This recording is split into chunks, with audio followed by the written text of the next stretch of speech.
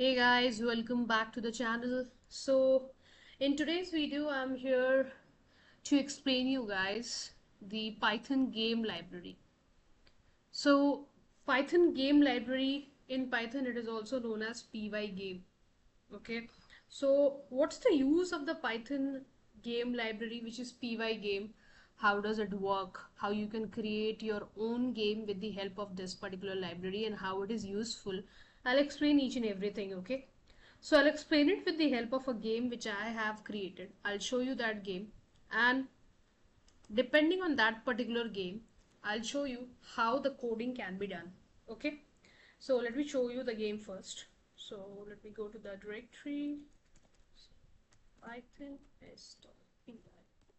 Okay, now carefully look in front of the screen. So let me do it again. Okay, now see on the screen there are blocks which are coming up, and you can see a black color block which I can move it with the help of my arrow keys which are there in the keyboard, that is the left and right arrow key. So basically in this game what is there? There is a screen which is a white screen. There are blocks which is of like red and black color. Okay, and there are two players. The one which is coming up from the the block in the form of a blocks from top, and the other is me who is uh, preventing myself from obstacles which are coming up from the top. Okay, so till the time you are able to prevent yourself from the obstacles which are coming up from the top, you are there in the game. But the moment the obstacle fall on you, the game will be over for you. The window will be closed. Okay, so that's a game which I have created, and I have named it as a dodger game, in which you dodge yourself from the obstacles which come at the top of you. Okay, so if you can see, like with the help of the left and right arrow key, you can move it. So if you can see currently it's like the boxes are coming slowly, so you can move around, right? But you can increase the time speed as well so that the boxes come fast. So that is like providing a level to the game that is easy, medium or hard, that also you can do. So, in short, what is happening? There is a screen, a white screen. There are blocks coming up from the top, which is red in color. There is a player, black color box is given to that particular player, which is me. Okay. And what else? There is frame rate for the game, like which rate the box is coming on to the user or the player, right? What is the rate the user can move the box, okay, like the speed the user can move the box, right? These things needs to be defined via coding. And next is when the box or when the user collides with the box falling from the top, then the game should get over and the window should get closed, right? So now if you see, if I go and collide, so the game will be over and the window will be closed. So these things you have to do it with the help of the py game library.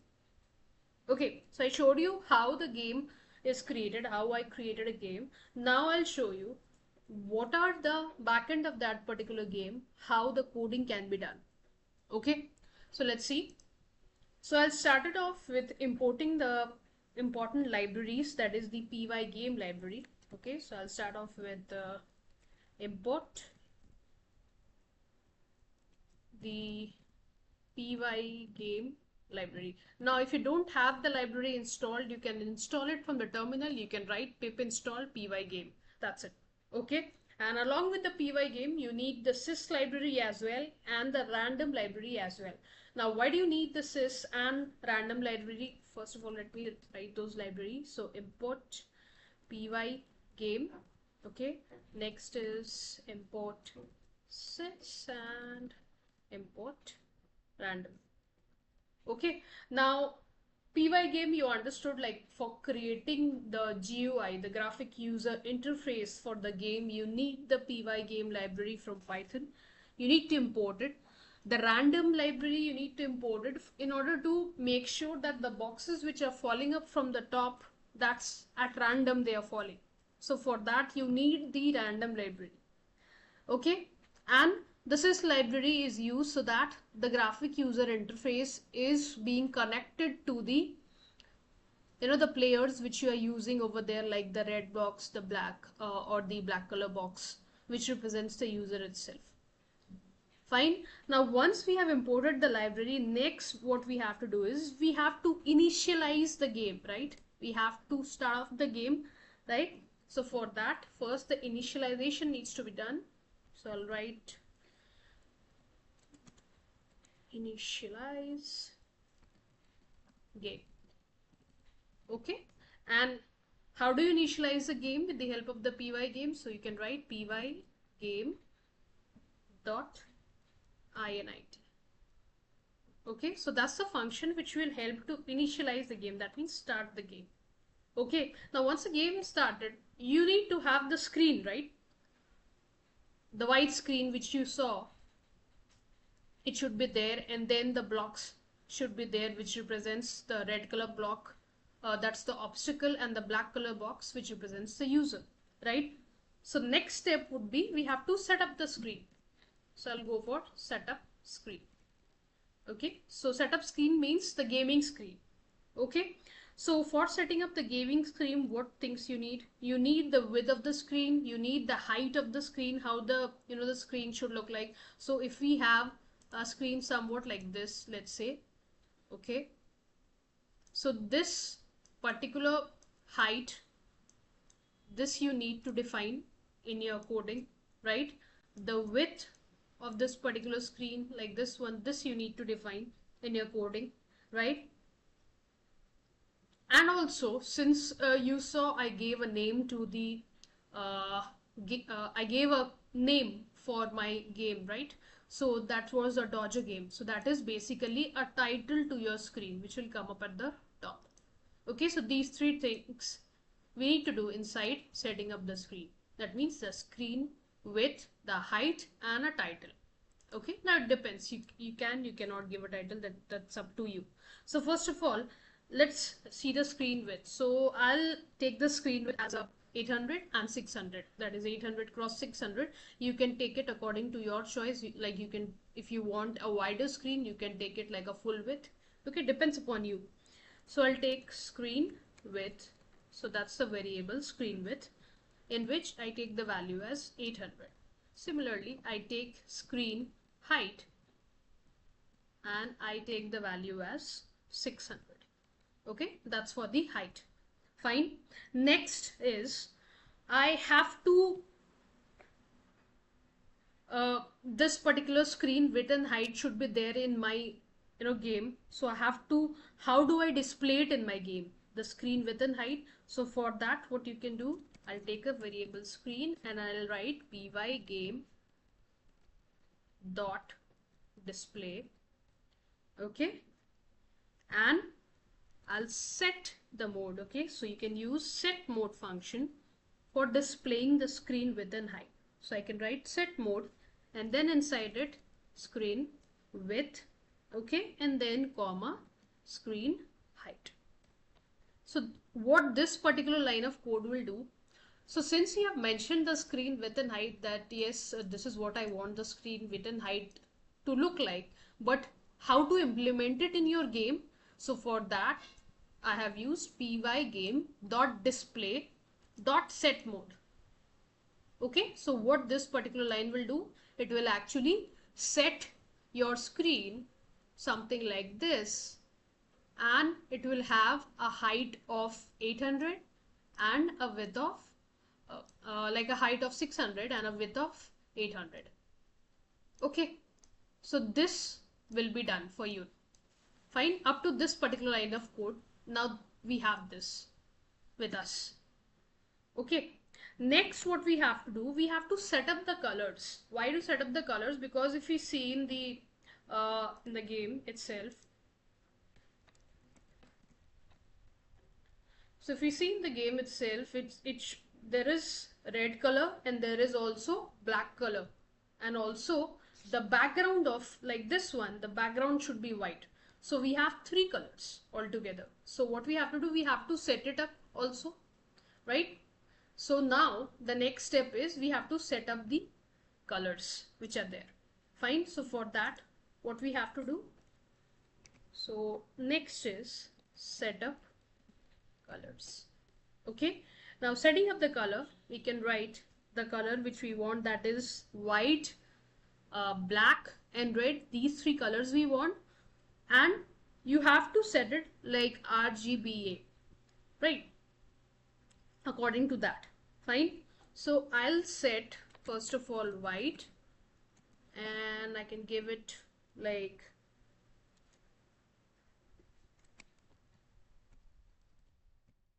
so these values depends on the RGBA which you want. If you want, you can change the value, you can manipulate it, okay, according to your requirement.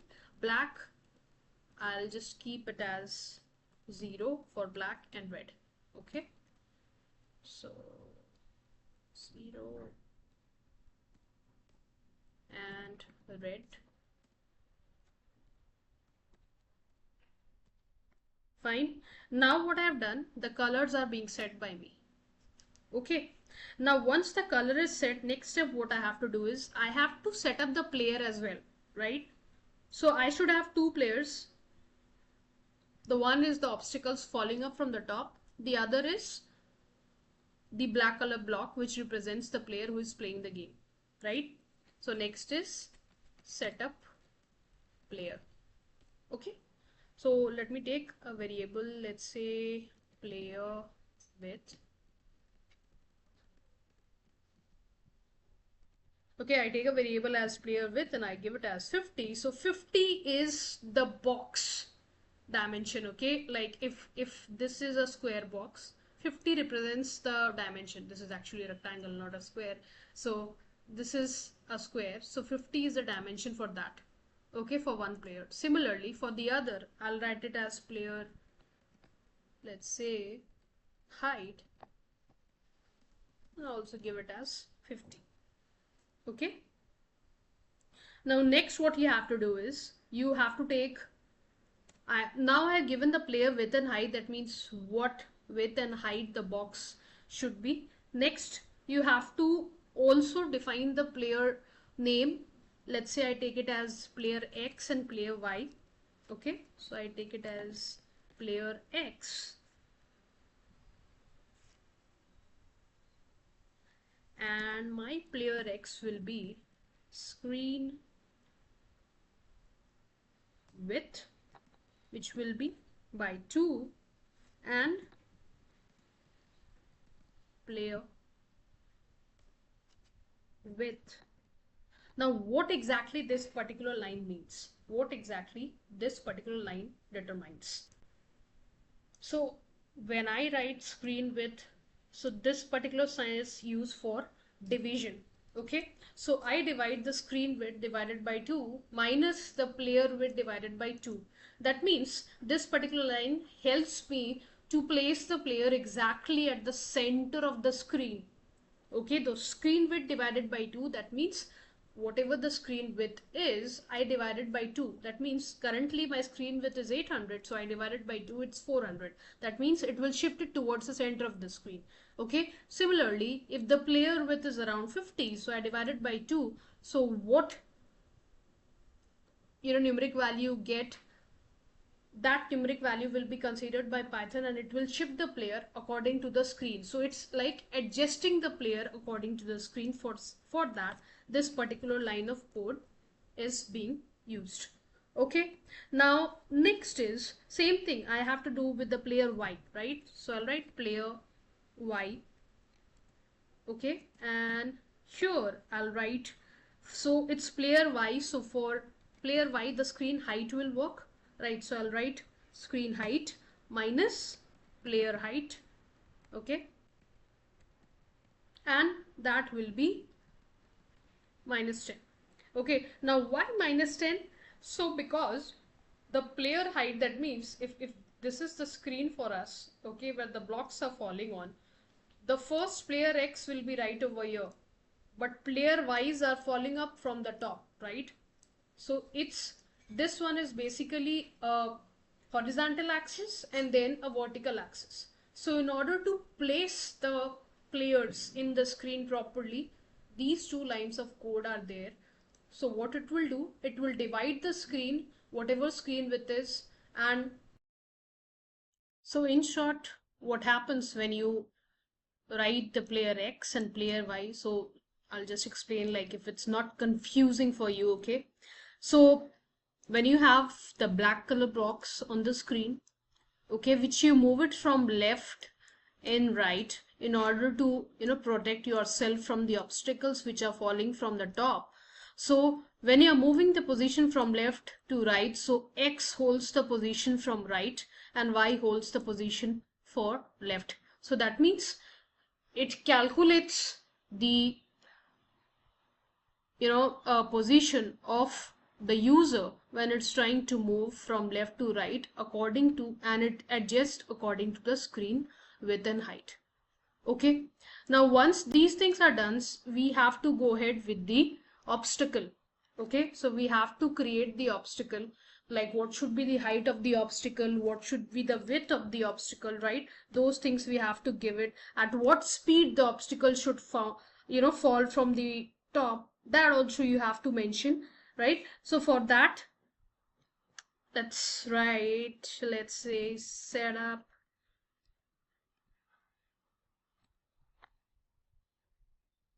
obstacle. Okay, now setting up the obstacle, for that I'll take obstacle width and I'll give the obstacle width as, let's say, somewhat 50. Okay, similarly we have to define the obstacle height as well. So I'll take the obstacle height and I'll give this also as 50, and then we have to take the obstacle speed also. So let's say I give the speed as 5. 5 means it's very low, so at a very low speed the obstacles will be falling. If you want to increase the speed, let's say, like, if you want to provide the game a medium level or like a high level, so you can increase the speed over here, like you can do it up to 10 or to 20 or 50 or 100 according to the level of the game. You can set up the obstacle speed over here. Okay, currently I've just given it as 5, and then the obstacle gap. Now why obstacle gap? So between each object which is falling from the top, there should be a gap, otherwise it will collide, right? So the obstacle gap, let's say I put it as 200. You can put it your values over there and test it out. And then the obstacle list also.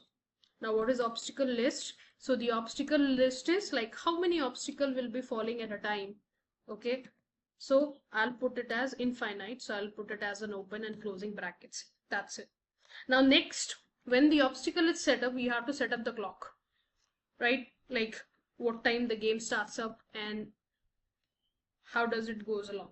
So for that, I'll use a variable clock, and inside that clock I'll write pygame dot time, or I'll mention pygame dot time dot clock. Okay, so what it will do, it will set up the clock for the particular game which we are creating. Now these stuffs are done. We have created the requirements which are needed for the game. The screen we have now, we have all the 3 obstacles. We have white, black, red colors which are there for the screen, and we have set up the players as well, right? Next is we have to run the loop. That means basically the event handling. So until the while loop is running, the game will also run. Okay, so whenever the user gets obstructed by the obstacle, the game will get over. That means at that moment the while loop will stop working, right? So now we have to go on with the main game loop, okay, which is basically the while loop. So here I'll write running equal to true. Okay, that means the game should run when you open it, right? And I'll write while running whole screen dot fill white. Okay, that means when you run the game from the terminal, the screen fill should be white. That means a white screen should come up, and then after that the block should come up from the top and a user will be there at the bottom, right? Next we will go for how to handle the event. That means how to handle the the arrows which you are using for moving the user from left or to right in order to protect the user from the obstacles. So for that you have to put the event handling. So event handling, okay, and for event handling you have to go for the for loop. So I'll write for, let's say, event, and in pygame dot event, okay, dot get. So basically what it will do, this will handle my event, okay, and how it will handle with the help of an if condition. So here I'll write if event dot type, okay, if event dot type is equal to, let's say, the quit game, okay.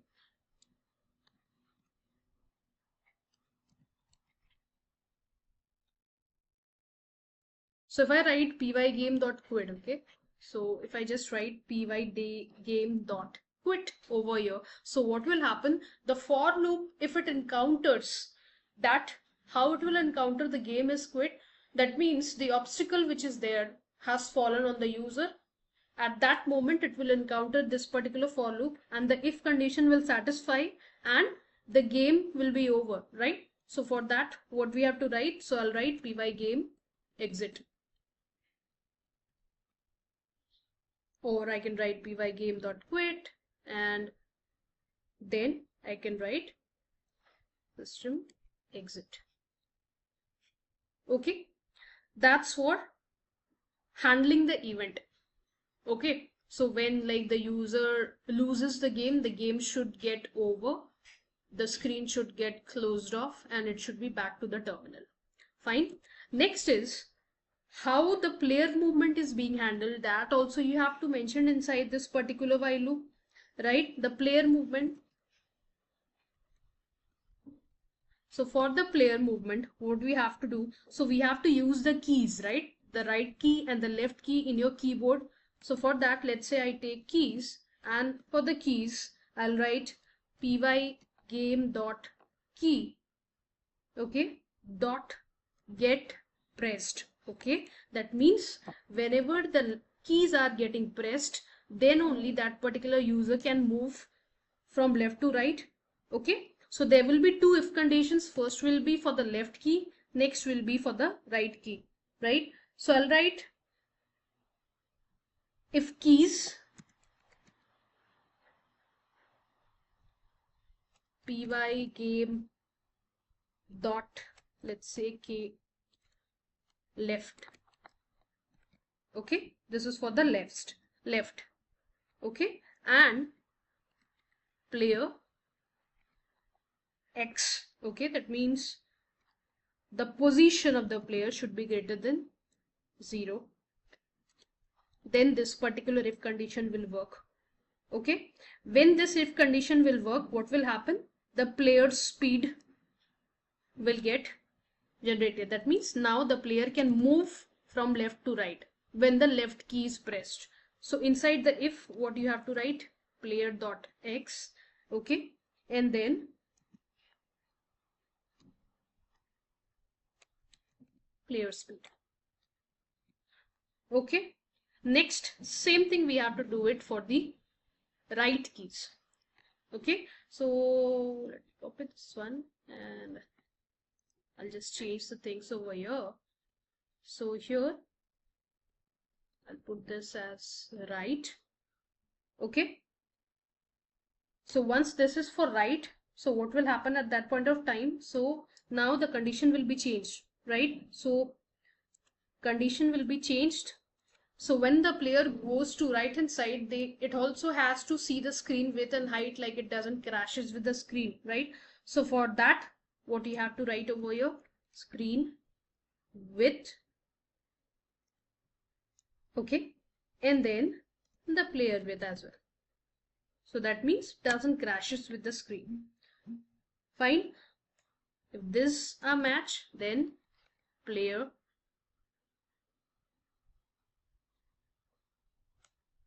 x will be equal to player speed.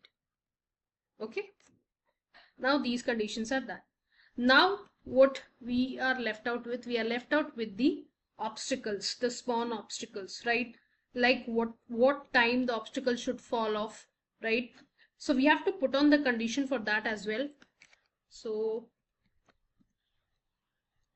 I'll write obstacle, and then for the spawn obstacle, what we have to do, we have to just write if condition, if length of the obstacle. Okay, so I'll take the list which we have created for the length. So length optical list. Okay, and if the optical list length is equal to 0, that means now there are no opticals falling off, or the obstacle list is -1. Okay, so at that point of time, what will happen?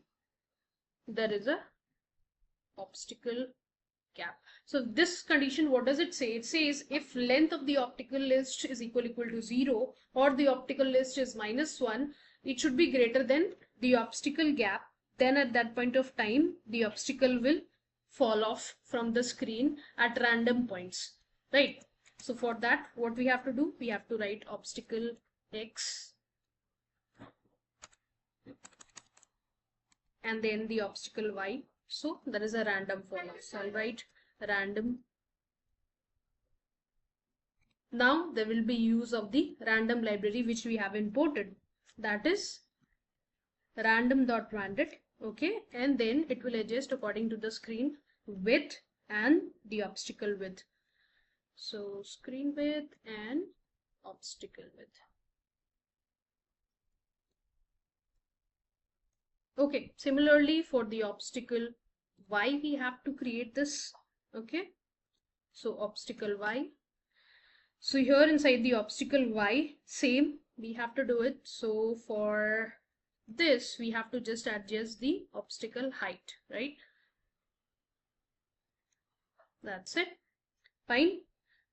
These two are done. Now, the obstacle list should also append itself. That means it should repeat until the user loses the game. It should repeat itself, right? So for that, I'll write optical list dot append. Okay, and what should I append? The obstacle.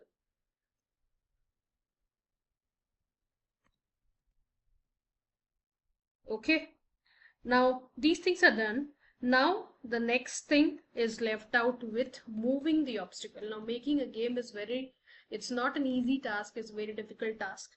So you have to make sure you understood the logic. You have the logic, like what things you want inside the game, how it should move, what angle it should move, what should be the time of moving. Everything you have to make sure you know. Okay, so I'll move the obstacle now. So moving the obstacle, I'll create a for loop. Okay, obstacle in obstacle list. Okay, and then obstacle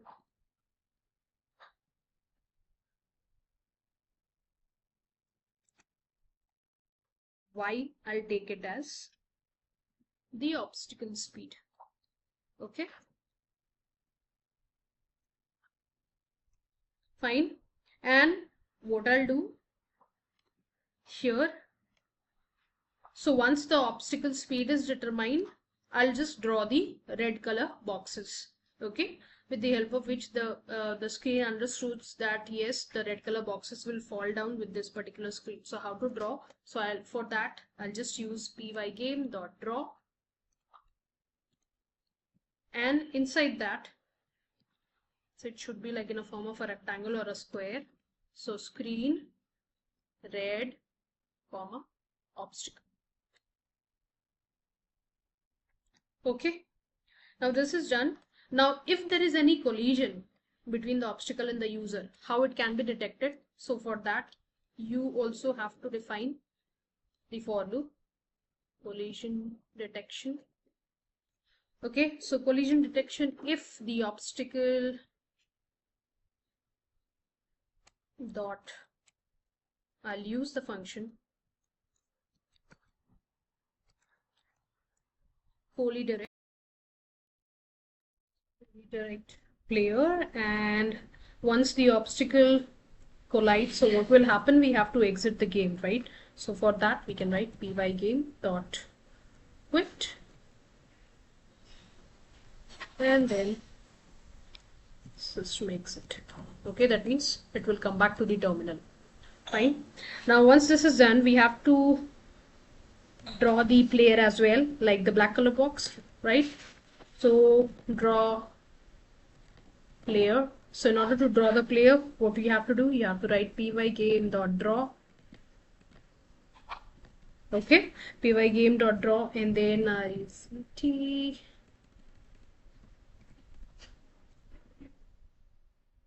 and it should be black in color, so I'll write black. Okay, and then player.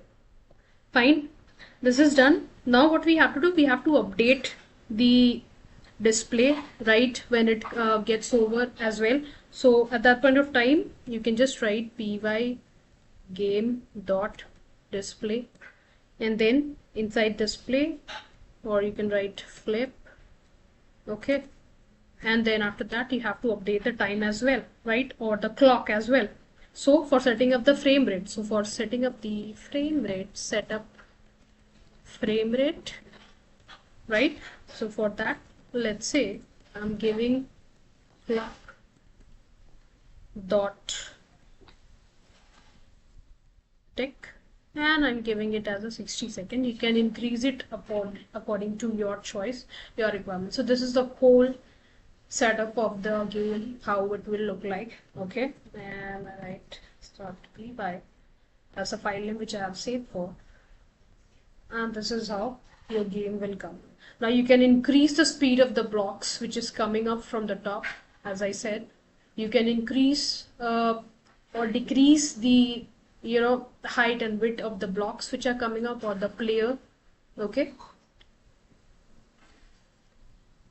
so as in your requirement, you can increase or decrease the frame rate as well. Like I have kept it for 60, you can increase it. So now it collided, and then with the help of the sys library, it existed, and it came back to the terminal, and with the help of quit function which we have given, that is pygame.quit, it will quit the game when it collides, and it will come back to the terminal. Okay, now one more important thing, since it's like, if you want to get the whole source code of this particular programming, and you want to understand each and every line properly, because as a beginner maybe you are watching this particular video, then I'll be mentioning the whole source code link along with the explanation that is there on my website, that is codemagnet.in. So I'll mention the link in the description box as well as in the comment section as well. You can just go there and then understand each and every line of code. Okay, and then accordingly you can copy the code, the source code, and try it yourself, manipulate it yourself, and hit and run and try to use your own creativity over there. Yes.